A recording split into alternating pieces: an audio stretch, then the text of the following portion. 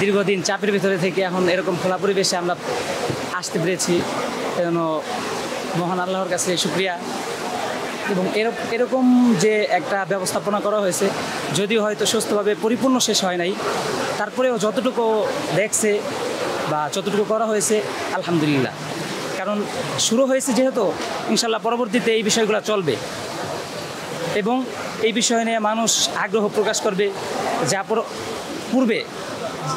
পূর্বে এই বিষয় নিয়ে যেহেতু মানুষ কথাই বলতে পারতো না বা এরকম কোনো কিছু করার সাহস দেখাতে পারতো না, যেহেতু এই বিষয়টা শুরু হয়েছে, এই ইস্যুটা শুরু হয়েছে, এটি নিয়ে মানুষ ইনশাল্লাহ পরবর্তীতে আরও অনেক দূর আগাবে।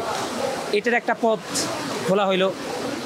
এবং রাসূল সাল্লাল্লাহু আলাইহি ওয়াসাল্লামের জীবনী নিয়ে যেহেতু এটা করতেছে সিরাত কমিটি, ইনশাল্লাহ এর মাধ্যমে প্রতিটা মুসলিম এবং অমুসলিম বিশ্বের বিভিন্ন জনের কাছে রাসূল সাল্লাল্লাহু আলাইহি ওয়াসাল্লামের জীবনীটা পরিপূর্ণভাবে ফুটে উঠবে, আসলেই কি তিনি কেমন ছিলেন।